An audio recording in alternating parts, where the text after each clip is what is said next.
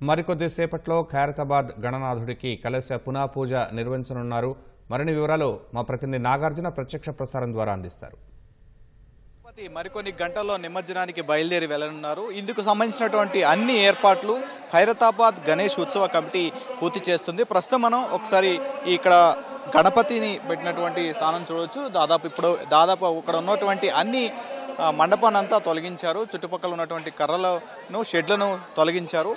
ఇప్పటికే ఒక భారీ క్రేన్ సాయంతో ఇక్కడికి ఈ చుట్టుపక్కల సమీపంలో ఏర్పాటు చేసినటువంటి అంటే గణనాథునికి ఇరువైపులో ఏర్పాటు చేసినటువంటి శివపార్వతుల కళ్యాణం, శ్రీనివాస కళ్యాణానికి సంబంధించినటువంటి రెండు చిన్న విగ్రహాలను ఒక చిన్న టస్కర్ మీద వాటిని వెక్కిస్తారు. తర్వాత ఈ భారీ గణనాథుడిని తీసుకువెళ్ళడానికి ఒక పెద్ద టస్కర్ను కూడా ముందస్తుగానే ఏర్పాటు చేశారు. మనకి ఇటువైపు చూస్తే కనుక దాన్ని ముస్తాబు చేశారు, మనం చూడొచ్చు. రేపు ఉదయం 6 గంటలకి ఇక్కడి నుంచి ఇదే వాహనంలో గణపతి బయలుదేరి వెళ్ళనున్నారు. శోభాయాత్రగా బయలుదేరి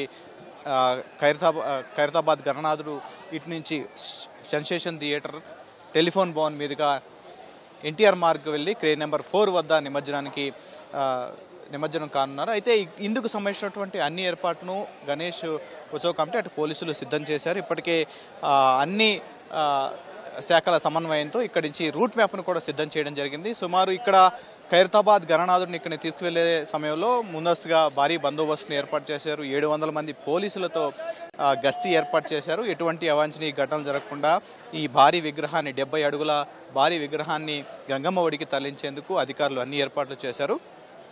అయితే కొన్ని ఖైరతాబాద్ గణనాథుడిని 2 రోజుల పాటు దర్శించుకున్నటువంటి భక్తులు, 10 రోజుల పాటు ఖైరతాబాద్ గణనాథుడిని దర్శించుకున్నటువంటి భక్తులు హుండీల లెక్కింపు అంటే ప్రాథమికంగా వీళ్ళు లెక్కించిన హుండీల ప్రకారం సుమారు 70 లక్షల రూపాయలు ఈ హుండీ ఆదాయం వచ్చిందంటే ఖైరతాబాద్ గణనాథుని చూడటానికి మనం ఎంతమంది వచ్చారో మనం అర్థం చేసుకోవచ్చు. దీంతోపాటు ఇక్కడ ఏర్పాటు చేసినటువంటి హుండీలకి ఏర్పాటు చేసినటువంటి గూగుల్ పే, ఫోన్పేల ద్వారా అంటే ఈ స్కానర్ల ద్వారా చాలామంది క్యూఆర్ కోడ్ల ద్వారా చాలామంది విరాళాలు కూడా ఇచ్చినట్లుగా అధికారులు అయితే ఇక్కడ ఉన్నటువంటి కమిటీ సభ్యులు చెప్తున్నారు. వీటన్నింటినీ పూర్తి స్థాయిలో గణేష్ నిమజ్జనం అయిపోయిన తర్వాత ప్రకటిస్తామన్నారు.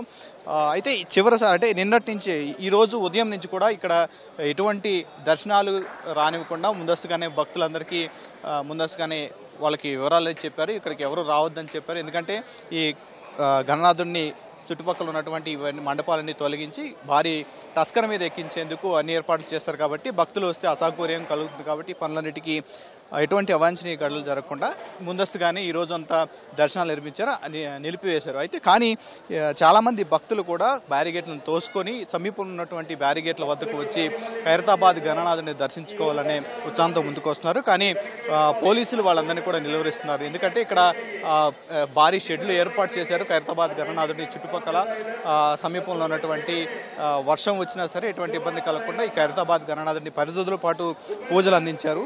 ఆ షెడ్లన్నింటినీ తొలగించి గణనాథుని కింద ఉన్నటువంటి బేస్మెంట్ని మొత్తం ధ్వంసం చేసి ఆ తర్వాత అక్కడ ఉన్నటువంటి క్రేన్ సాయంతో హుక్కులు బిగించి ఆ తర్వాత ఉన్న బేస్కు ఉన్నటువంటి వెల్డింగ్ అన్న కట్ చేసి తర్వాత ఈ క్రేన్ సాయంతో ఈ మహాగణపతిని టస్కర్ మీద ఎక్కిస్తారు. ఎక్కించిన తర్వాత ఆ వెల్డింగ్ను పూర్తి చేస్తారు. అయితే ఈ క్రతువు అంతా పూర్తవడానికి మరికొద్ది సేపట్లో ఇక్కడ ఖైరతాబాద్ గణనాథుడి వద్ద కలశ పూజ జరుగుతుంది.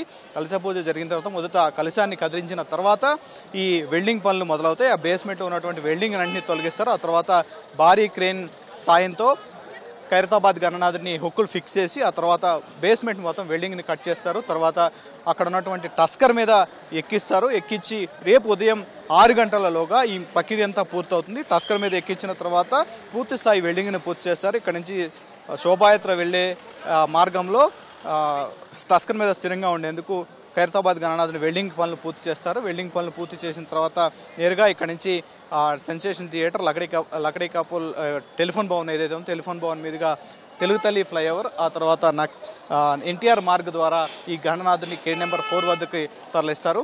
అనంతరం అక్కడ రేపు మధ్యాహ్నం 1:30 లోపే ఈ గణనాథుని విగ్రహాన్ని నిమజ్జనం చేసే విధంగా అధికారులు అన్ని ఏర్పాట్లు పూర్తి చేశారు. భారీ బందోబస్తును ఏర్పాటు చేయడం, ఇక్కడ పాల్గొన్నటువంటి భక్తులకు ఎటువంటి అసౌకర్యం కలగకుండా రేపు డప్పు వాయిద్యాలు, వివిధ రకాలైనటువంటి కళాకృతుల మధ్య ఈ ఖైరతాబాద్ మహాగణపతిని అంగరంగ వైభవంగా నిమజ్జనానికి తరలించే విధంగా ఇక్కడ ఉన్నటువంటి ఖైరతాబాద్ గణేష్ ఉత్సవ కమిటీ, దాంతోపాటుగా పోలీసులు, అటు అన్ని శాఖల అధికారులు కట్టుదిట్టమైనటువంటి ఏర్పాట్లు చేశారు.